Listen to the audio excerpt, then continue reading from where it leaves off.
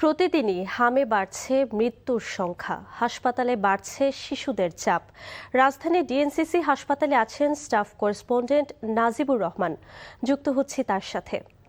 নাজিব, হাসপাতালে হামে আক্রান্ত শিশুদের চাপ কেমন দেখছেন এবং চিকিৎসকরা এ বিষয়ে কি বলছেন?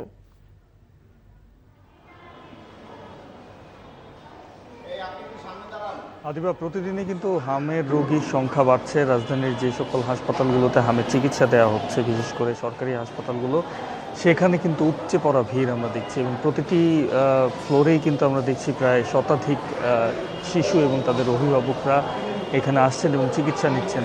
এবং বেশিরভাগের অবস্থাই কিন্তু অনেকটাই নাজুক বলা যায়, অর্থাৎ আশঙ্কাজনক।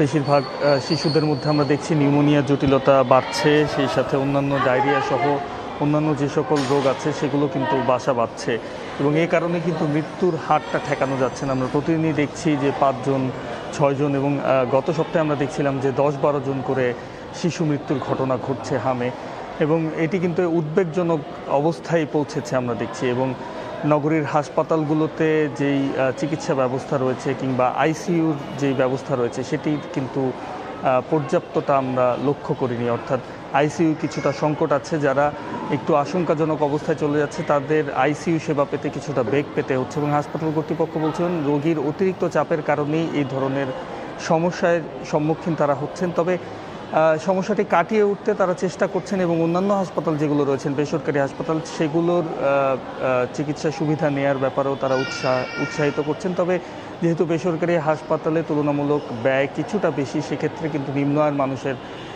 আইসিইউ সেবা পেতে কিংবা হামের চিকিৎসার ক্ষেত্রে কিছুটা বেগ পেতে হচ্ছে। এবং চিকিৎসকরা বলছেন যে টিকা কার্যক্রম শুরু হয়েছে প্রায় 1 মাস, কিন্তু তারপরেও কিন্তু হামের যে প্রকোপ সেটি কিন্তু এখনও কমে আসেনি। সেটি আসলে কবে নাগাদ কমে আসবে সেটি নিয়েও তারা সন্দিহান। তো এই ছিল আমার কাছে সর্বশেষ। আদিবা, জানছিলাম হামের প্রাদুর্ভাবের খবর। হামের আরও খবর জানতে এখন যাব কুমিল্লা হাসপাতালে। সেখানে আছেন আমাদের স্থানীয় প্রতিনিধি মাহফুজ নান্টু। সরাসরি চলে যাচ্ছি তার কাছে। মাহফুজ, হাম ও উপসর্গে কুমিল্লা হাসপাতালের রোগীদের কি অবস্থা দেখছেন আর চিকিৎসকরা কি বলছেন?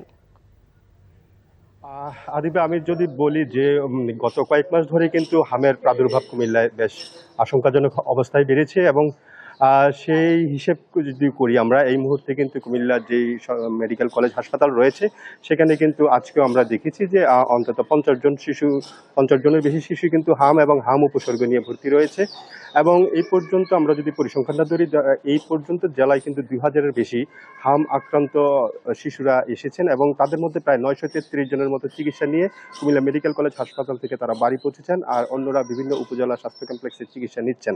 এ পর্যন্ত যদি পরিসংখ্যান ধরি আমরা, কুমিল্লায় কিন্তু হাম আক্রান্ত হয়ে 6 জন শিশু মারা গেছে, যার মধ্যে 3 জন ঢাকায় চিকিৎসাধীন অবস্থায় এবং বাকি 3 জন কুমিল্লা মেডিকেল কলেজ হাসপাতালে। আমি আরও একটি কথা জানিয়ে রাখতে চাই যে গণমাধ্যমে বিভিন্ন সংবাদ প্রকাশ হওয়ার পরে কিন্তু কুমিল্লা মেডিকেল কলেজ হাসপাতালের যে 2টি রুম আইসোলেটেড করা হয়েছিল হাম আক্রান্ত শিশুদের জন্য, পরে কিন্তু আমার পেছনে যে নতুন দালানটি রয়েছে সে দালানের দোতলায় কিন্তু হাম আক্রান্ত শিশুদের চিকিৎসা দেওয়া হচ্ছে। এখানে কিন্তু একটু বিস্তৃত পরিসরে আক্রান্তরা চিকিৎসা পাচ্ছেন। পাশাপাশি যেই তথ্যটি দিতে চাই যে প্রধানমন্ত্রী তারেক রহমান বলেছেন যে কুমিল্লা সহ দেশের যে 6টি বিশেষায়িত শিশুদের জন্য হসপিটাল খুলে দেওয়ার জন্য সেই হাসপাতালটি রয়েছে কিন্তু কুমিল্লা ঢাকা চট্টগ্রাম মহাসড়কের পদ্মর বাজার বেলতলি এলাকায়।